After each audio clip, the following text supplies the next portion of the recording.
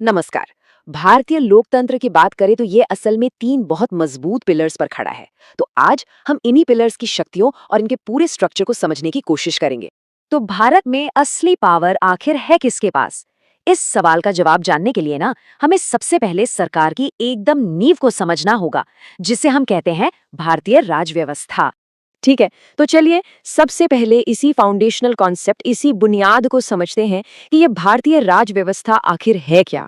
सीधे साधे शब्दों में कहें तो राज व्यवस्था या पॉलिटी किसी भी देश के लिए एक रूल बुक जैसी होती है ना।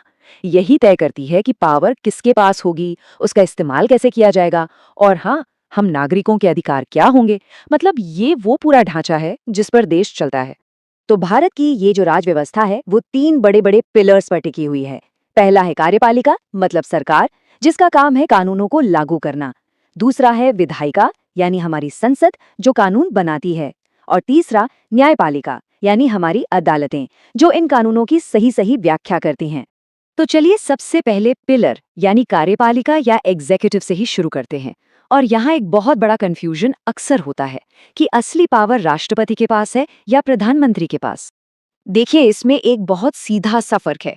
राष्ट्रपति जो है वो हमारे राष्ट्र के प्रमुख हैं, एक तरह से सेरेमोनियल हेड। लेकिन सरकार चलाने की जो असली रियल एग्जीक्यूटिव पावर है वो प्रधानमंत्री और उनकी कैबिनेट के पास होती है। तो फिर प्रधानमंत्री कैसे बनते हैं? देखिए, हम नागरिक आम चुनावों में वोट देते हैं। जिस भी पार्टी या गठबंधन को बहुमत मिलता है वो सरकार बनाती है, और फिर उसी बहुमत वाली पार्टी के नेता को प्रधानमंत्री बनाया जाता है। राष्ट्रपति का काम बस उन्हें औपचारिक रूप से पद की शपथ दिलाना है।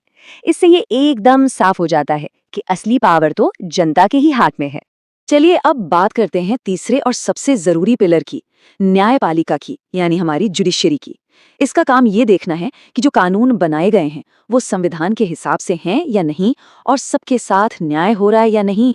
सुप्रीम कोर्ट को संविधान का अंतिम व्याख्याकार और संरक्षक कहा जाता है। इसका मतलब क्या हुआ? इसका मतलब ये है कि संविधान में जो भी लिखा है उसका असली मीनिंग क्या है, ये तय करने का फाइनल अधिकार सिर्फ और सिर्फ सुप्रीम कोर्ट के पास है। वही हमारे संविधान का गार्डियन है। तो सुप्रीम कोर्ट का काम सिर्फ झगड़े सुलझाना नहीं है, नहीं, उसका सबसे बड़ा और जरूरी काम ये पक्का करना है कि सरकार कोई ऐसा कानून ना बना दे जो हमारे मौलिक अधिकारों, हमारे फंडामेंटल राइट्स को ही छीन ले। एक तरह से ये संविधान का सबसे बड़ा रक्षक है। तो अब सवाल ये उठता है कि क्या ये तीनों पिलर्स एकदम अलग अलग काम करते हैं? नहीं।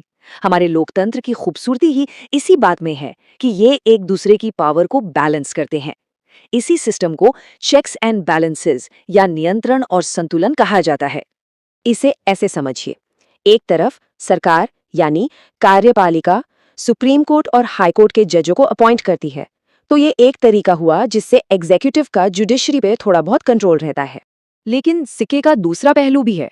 इसी बैलेंस को बनाए रखने के लिए न्यायपालिका के पास न्यायिक समीक्षा या जुडिशियल रिव्यू की जबरदस्त पावर है। वो सरकार के किसी भी फैसले या कानून को, अगर वो संविधान के खिलाफ है, तो उसे रद्द कर सकती है। और ये बैलेंस सिर्फ एग्जीक्यूटिव और जुडिशरी के बीच नहीं है। हमारी संसद, जिसमें जनता के चुने हुए लोग बैठते हैं, वो जजों को उनके पद से हटा भी सकती है। इस मुश्किल प्रक्रिया को महाभियोग या इम्पीचमेंट कहते हैं। इससे ये तय होता है कि न्यायपालिका भी जवाबदेह है। लेकिन फिर से बैलेंस, इसके जवाब में वही अदालत संसद के बनाए किसी भी कानून को असंवैधानिक बताकर रद्द कर सकती है। तो इस तरह से अदालत ये पक्का करती है कि संसद भी अपनी हदों में रहे और संविधान की रक्षा हो। तो आखिर शक्तियों का ये संतुलन इतना जरूरी क्यों है?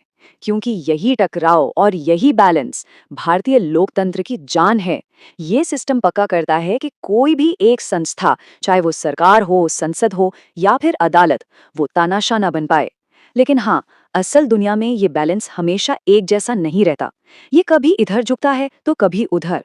ये लगातार बदलता रहता है, और इसी नाजुक संतुलन पर हमारे लोकतंत्र का भविष्य टिका हुआ है।